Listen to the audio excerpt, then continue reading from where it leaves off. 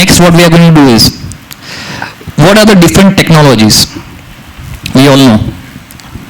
Front end, back end, DevOps, testing, digital marketing, cyber security.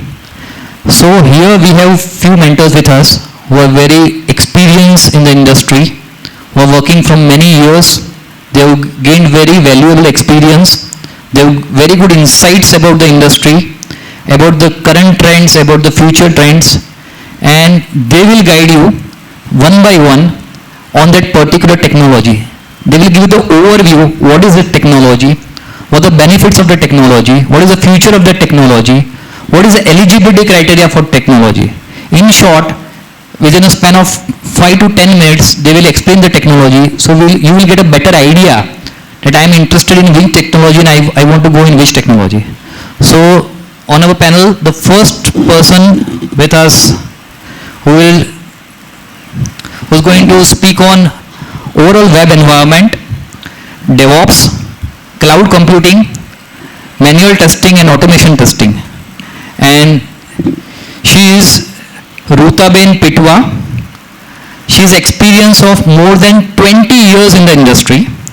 She is working as an executive director in one of the finest company of India, Morgan Stanley. She is working as a executive director.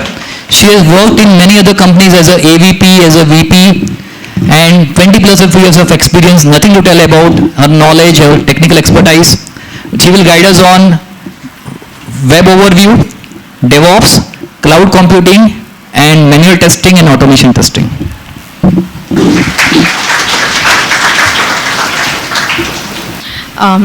Jai Swaminarayan, Soumyantana Jai Swaminarayan, and thanks a lot for the introduction. I'm going to take a topic today which is one of the most trending and in-demand technologies that we have, starting with web programming and web development. And we all know that every single person of us, including our parents, including our grandparents, have started using web applications and mobile applications today, right? So we'll start with that. For those who have some basic information on architecture of our applications, what we have is a front-end piece that a lot of folks develop using HTML, CSS, JavaScript, Python, etc. So these are top trending technologies. In fact, Python is really gaining a lot of ground these days and is as popular as Java.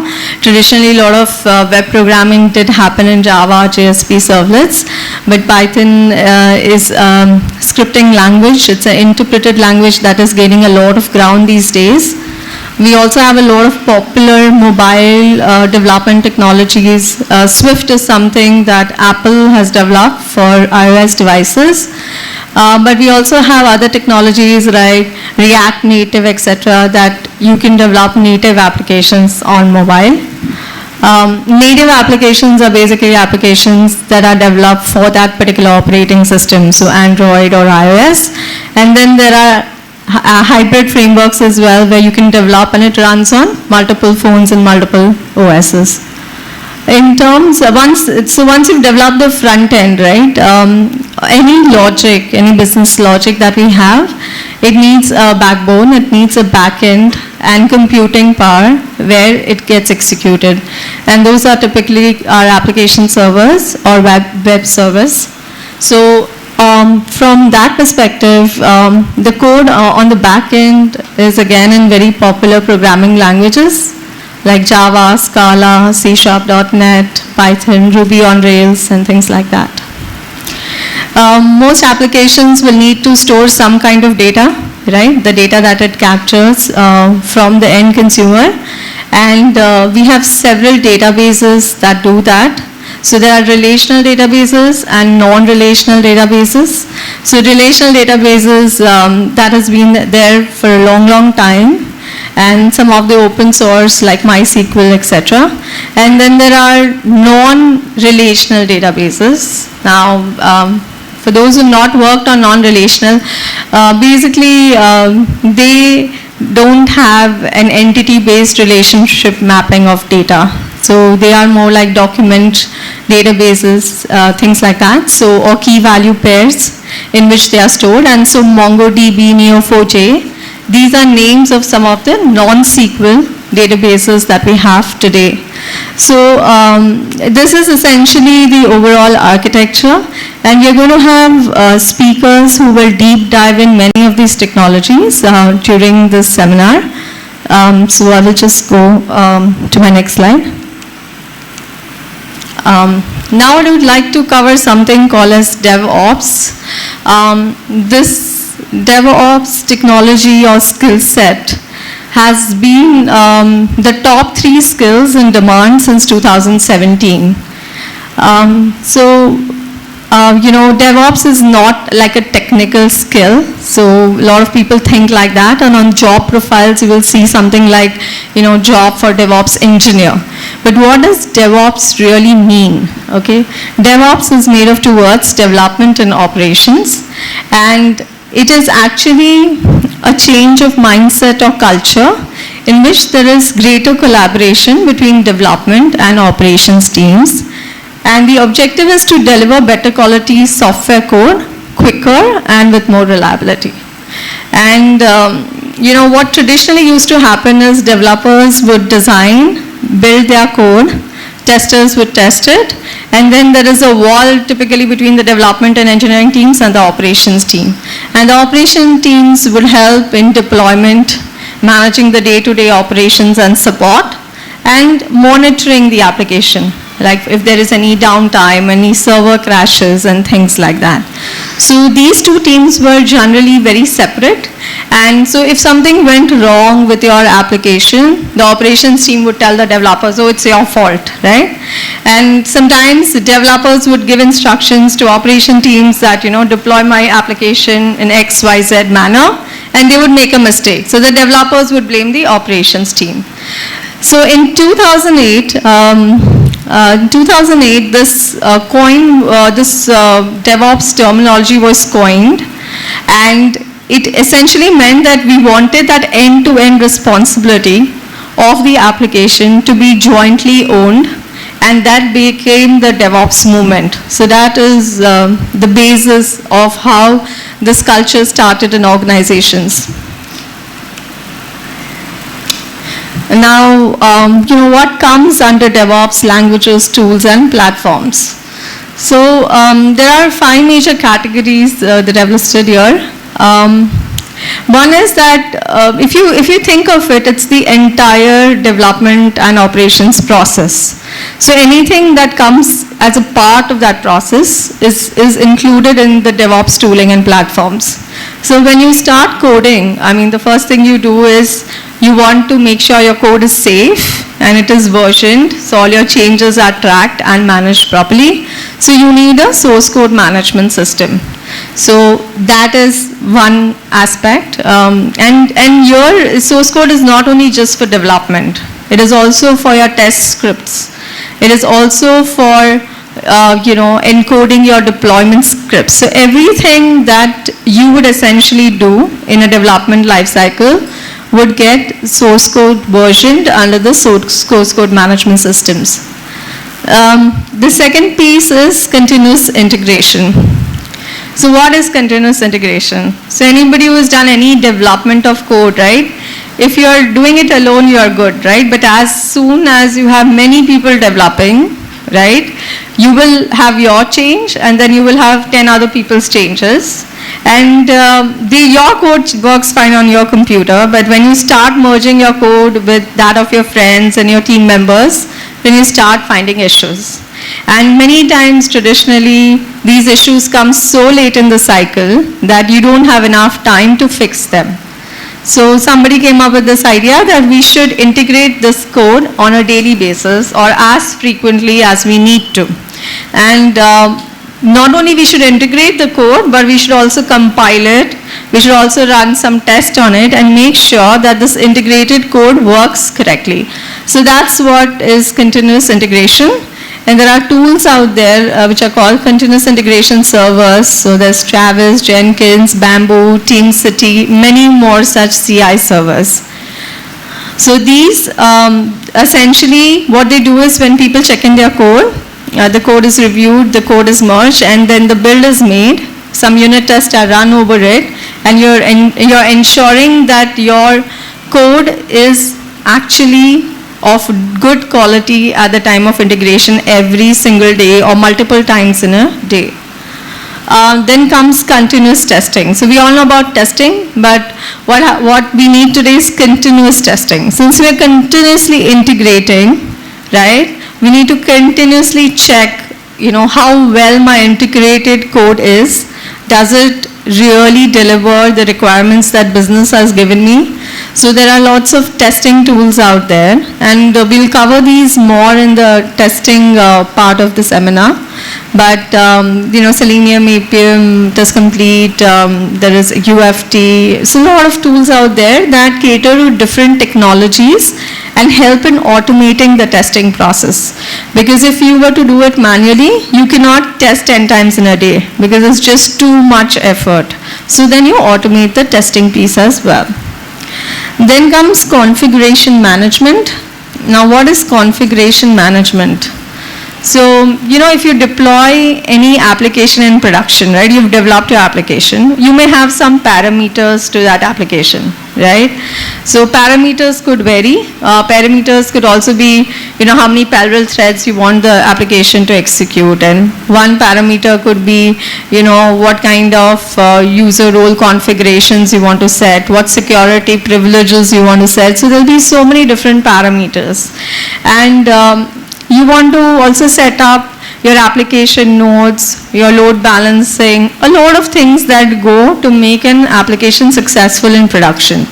So those are managed by something called as configuration management, and that there are tools like Puppet, Chef, Ansible, and recently, we have this concept of containerized applications. I don't know how many of you all know that, but Docker, etc. These are containers. So containers isolate your application, but they still use the operating system. So they're different from virtual machines. So typically we use virtual machines, right?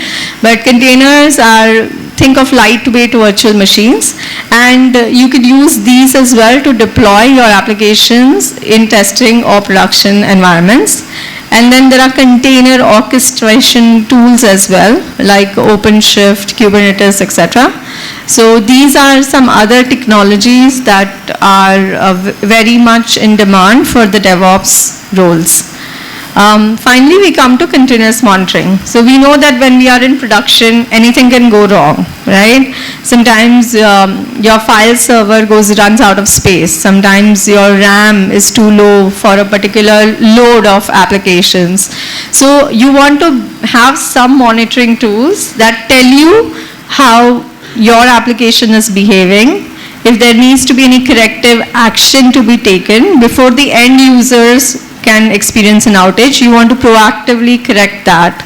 So those are continuous monitoring tools. So we have Splunk and Nagios, and we have Prometheus, and we have a lot of open source as well. So these are typical tools and platforms that a DevOps engineer would likely need to know. And now we can come to the next slide on what are the job prospects, and this is very important for us, right?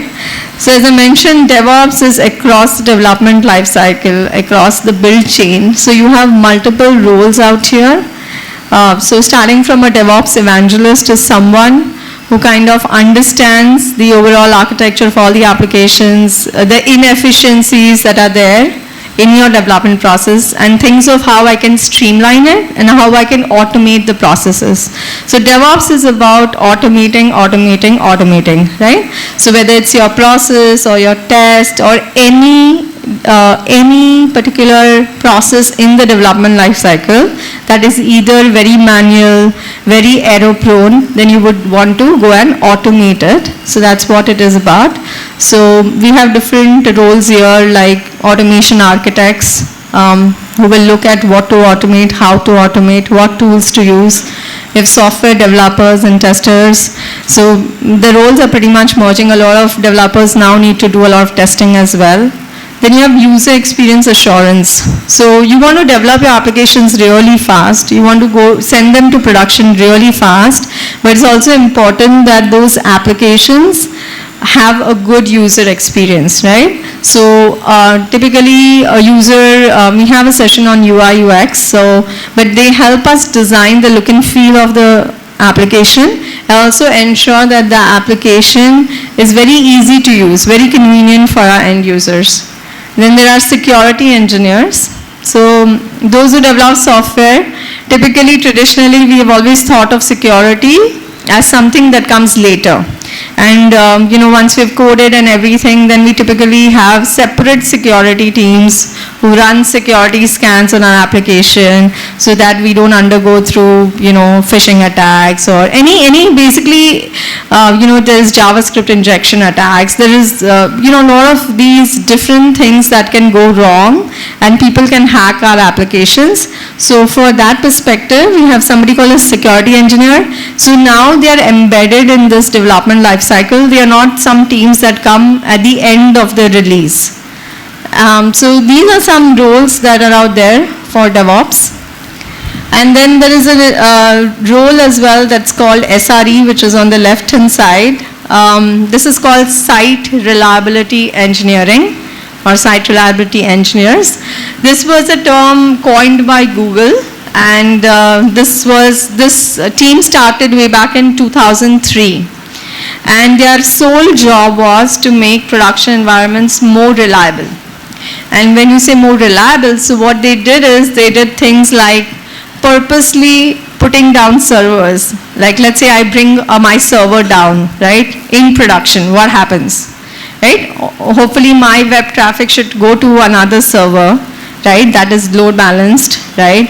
But if that doesn't happen, right, my site will go down. So for example, Netflix, there was some years back, Netflix was down for 4 complete days, okay, and that is a big hit on their business. So how do we avoid such situations? So the site reliability engineer thinks about that. So that's another role as well, which is in very high demand. Product companies started with this way back, 15 years back, but a lot of other companies, bigger companies, banks, etc. are doing it right now. So this is again something very few people in India actually have the skill set. So if we do this, then definitely very easy to find jobs. All right, so what do I need to learn, right, to get this job? So if you are a system administrator, right, if you know Linux or Windows administration, you don't know how to run shell scripts, bash scripts, things like that, then you can definitely go for this role because you can, automate some deployments using your scripting knowledge. If you have programming experience, you are definitely going to be part of the software developer role, but with an insight on how to code for DevOps support. So what that means is, if I want to have an application that can be monitored, then I need to put monitoring hooks while I code, right? That means that when I put my logs in my log file, they need to have a standard pattern so that my monitoring tools can understand what the issue was. So you are sure a developer, but you have to program with those insights in mind. Then there is container management and orchestration, like I mentioned. So any knowledge on Docker or Kubernetes or OpenShift, these are technologies that will help basically deploy your code in containers, and containers can help scale your application very well. And then there is cloud management. So a lot of public cloud, they have their own DevOps pipelines, but then you need to know how these DevOps pipelines work in that particular cloud, and every cloud is slightly different in the way it provides these DevOps pipelines. So these are some of the skills that one needs to develop for this role. So any questions so far on DevOps? Okay. All right. Okay, then we'll move to cloud computing.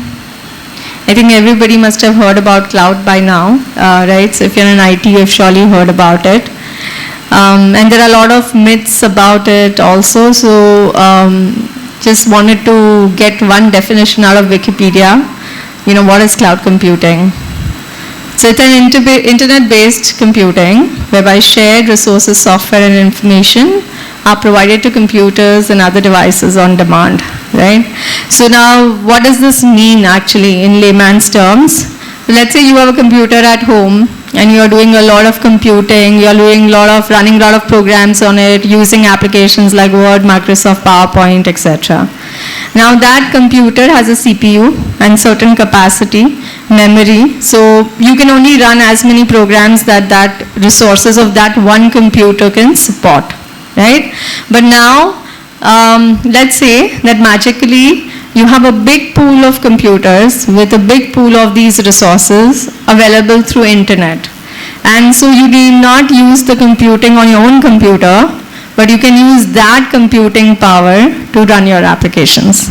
So that helps us to scale and do some very complex work, and this is what cloud provides for us. And there are a lot of benefits of going to cloud because you can scale your resourcing power. You can have network access to, there is this whole internet out there, right? So there is, you can do disaster recovery. I'm not sure how many people know what disaster recovery is, but let's say that, this coronavirus has come, right? And let's say I have a data center in China and they close down that data center, right? And I need to have a backup of that because that's my core data center. So I need another data center in India, and I should be able to replicate that data center in India, and I should be able to still run all my applications, right? So cloud providers typically have their data centers across the world in multiple geographies, and so if one site goes down, it can move the traffic to another site. So it kind of takes care of even database replication, and you need to design stateless applications, but that's a very, very powerful thing that you generally would not have. So if your company is very small and does not own a data center, right, then how, typically small businesses, they will rent a domain out and they will make a website, right? And if that website provider goes down, then your site is gone. But here, if your website is deployed on multiple data centers, then you will have that benefit. So that is what something cloud provides to you. And then you have to pay as you go. So that means that, like, if you are a small company and you have to buy server hardware, it's extremely expensive, sometimes runs in crores of rupees, and you can't afford to do that. But if you go on the cloud, you just pay for the portion of the server that you use or the resources that you use. And they have monitoring in the cloud, and they have cloud expense calculators, and you can figure out, how much resource I used, and I'll pay only for that. So it is really beneficial to smaller companies because you don't have to spend OPEX, you don't have to spend CAPEX. CAPEX is the big amount of money that you spend, so it's more like you're only spending operating cost. All right? Now there are different cloud models and services, and I'll just spend 5 minutes on this. This is very high level, and cloud is a very, very big topic, so we can't go into great detail here. But in general, there is a concept of a private cloud and a public cloud. And what is a private cloud? A private cloud is nothing but a pool of computers connected to a network that can serve you with some basic facilities for your application. So whatever we were doing on public is something that you run on the internet, is available to everybody. Private is you run in your own company's infrastructure. So your own company's infrastructure is what makes a private cloud. And public is something that's available. So public cloud providers, if you see below, you have Azure and AWS and Google, and so there are several, Alibaba Cloud, and there are several public cloud providers. And for private cloud, what you need to do essentially is So you have vendors like VMware, right? Or even Azure has Azure Stack component. So let's say you have a set of machines. If you use VMware, you put the VM software on all of them, so all they become virtual machines for you, and then you can pool them together and make your own private cloud. So a lot of benefits of auto scaling, failover, etc. you can bring to your own company. And then cloud has different services that it provides. So what I mentioned to you in terms of the infrastructure, it is called IaaS, so it stands for Infrastructure as a Service, right? But it also provides you other things like Platform as a Service. So what is Platform as a Service? So let's say you as a developer, you use an IDE like Eclipse or anything, right, to code, and then you use like a continuous integration server to build. So the cloud providers now started providing you all these services. So even a continuous integration server, you don't need to install in your private network. You don't need to actually even bother about it. You can just probably do it on a public cloud or on your private cloud, but you don't have to set it up for your own project in your own computers. So these services are provided for developers so that developers can be very productive and very quickly they can be productive. And finally, software as a service, right? So what that means is that developers don't have to code. That means that that software is available directly as a service for you. You just have to configure it and it will start working for you. So Salesforce is one example. It's a CRM product, customer relationship management product. So what they said is, okay, most customer relationship products, they all do the same thing. You know, there is a pipeline of potential customers, and they convert the customers and they service them. They send email campaigns to them. So it's a very common functionality. So they build this in the cloud. So any company who wants a CRM product for their customers, they can just start leveraging Salesforce, and they just configure it so that they can make it work with their company and as per their requirements. So that's what software as a service provides us today. Okay, so what are the job roles and how are these evolving? So cloud is, like I said, right, is just something now moving to the internet, available to you. But from a development perspective, there's nothing changed, right? You will, if you are a developer, you can also become a cloud developer. But there are small nuances to this, small things that we need to take care of, right? For example, if you are now a cloud developer, right, you will have to think whether you want to use the cloud's PaaS services or you want to do it on your own. So you have that choice, right? Sometimes if you use the cloud provider services, you also get a lock-in. You get locked into that vendor. So it depends on you. But then, so everywhere you have a choice. You want to use your own database and set it up on cloud, or you have database services of that cloud provider. So like we have SQL Server, right? A lot of people might have used SQL Server. That's a database server. And Azure provides Azure SQL, which is a service that you can directly use. So you have to make a choice. So when you become a cloud developer, you will have different choices to make, and based on the requirements of your application and your company, and depending on how much data you can put on the public cloud. So there is a lot of regulatory requirement that you cannot put customer sensitive data on the cloud. So depending on all these constraints, you can decide like how to put your application on the cloud. So like an administrator that would be today like a network or Unix admin will still become an admin in the cloud. So the same roles will just evolve a little more into the cloud, but what you would have to learn is what all the public cloud providers provide, right? What are the nuances? What is the costing if I did this in-house versus I did this on the cloud, right? And sometimes cloud can become expensive. For example, if you forgot to switch off the light of your room at night, right? The light is burning, right? So your electricity bill will go up.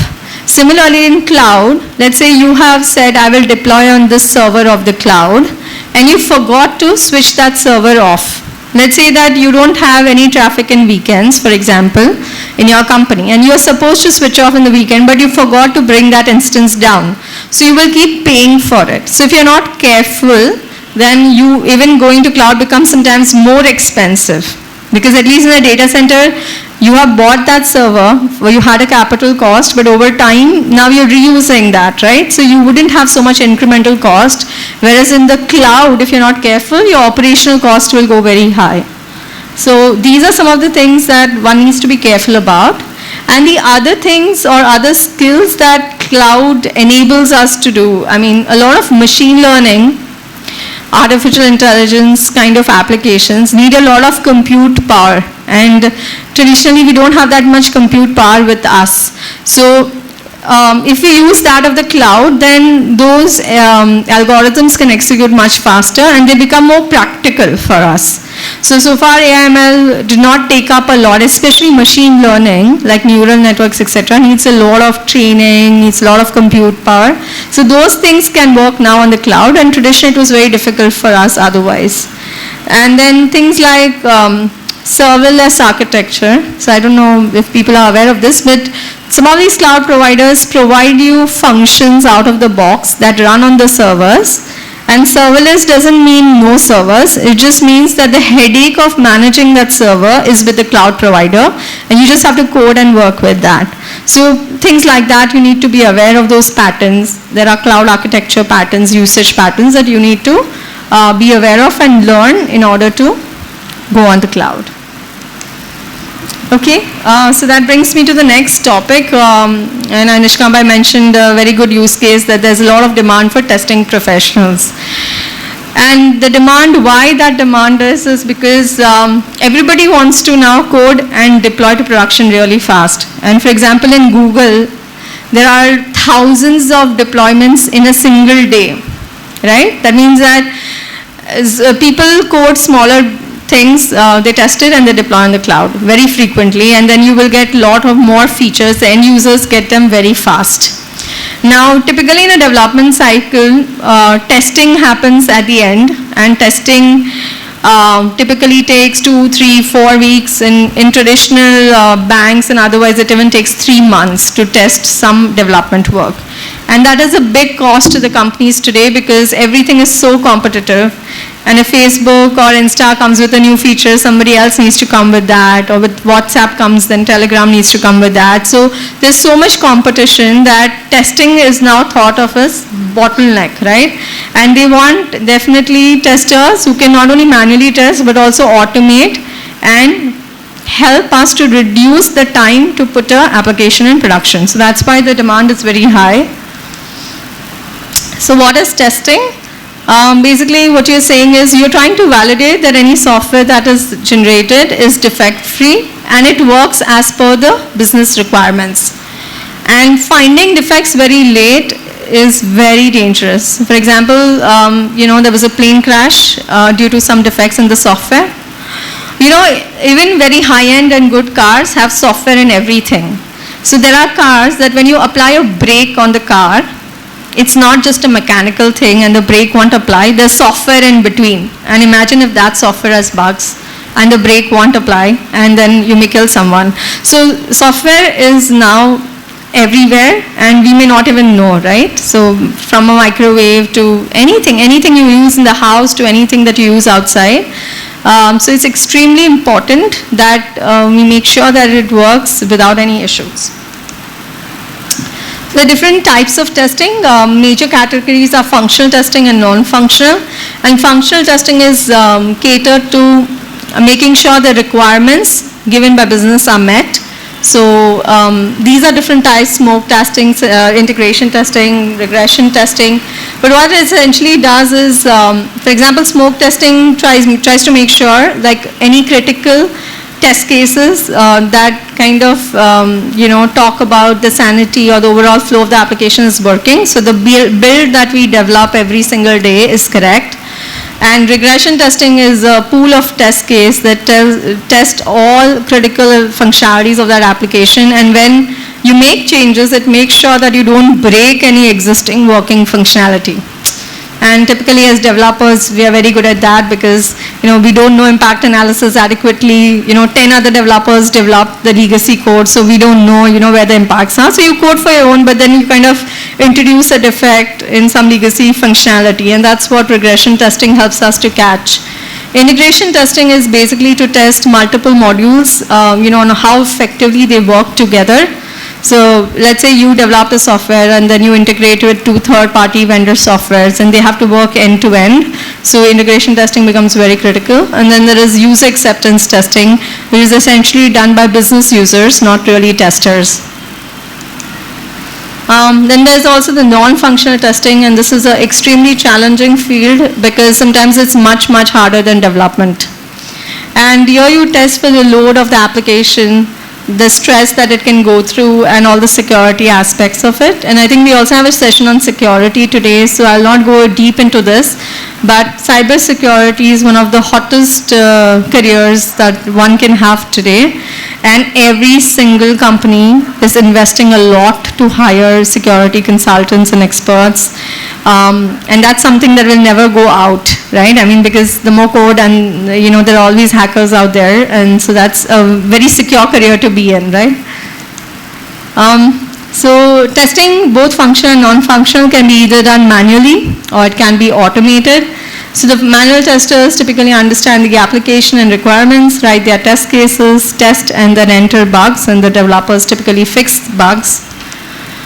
But in automation testing, you kind of change the field from quality assurance to test engineering, and what this means is that you can write automated tests while development is developing code. And you make sure that bugs are prevented or reduced at the very onset. So as soon as the code is written, you catch that through automation, and that saves a lot of cost for any company.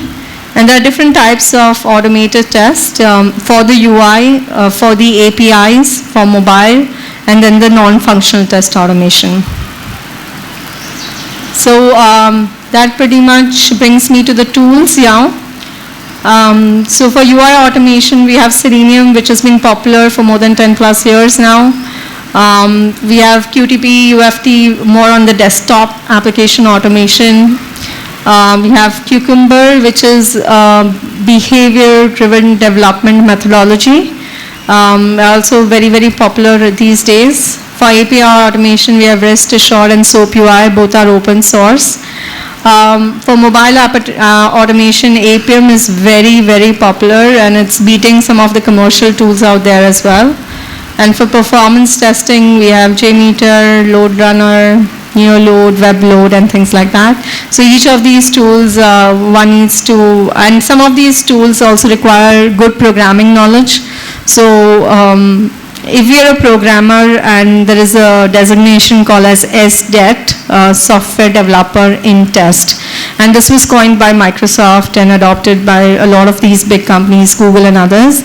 But it just means that we have 2 types of developers now. One who develops code, and the other who develops test and ensures that the code works well, right? But both today need pure development skills, and so that's where the career is going. And then finally, what kind of skills do you need? So in addition to technical skills, what you need is reverse thinking. So reverse thinking is, a concept where you ask questions in a negative fashion. So let's say, for example, you have a product and you say, what one feature of this product, if we add, will make the sales 0? That means it will not even sell, right? Or what is the worst thing today that you have in the product? So the emphasis there is like, as a tester, you have to look at all the negative scenarios, right? And you have to make sure your application works well in the negative scenarios. Then attention to detail. This is absolutely important for testers, but I would think this is important for every single software developer as well, because the discipline and engineering rigor that we need, is absolutely must. Otherwise, we can create a catastrophe. Communication skills is another very, very important asset, and this is for everyone and for every career, so not limited to IT. And your domain and industry knowledge is also another similar skill set. So if you don't know the domain well, you can't think of all the permutation combinations that you need to test for or develop for. So that's that. So with that, thank you very much, and really appreciate your patience. Thank you.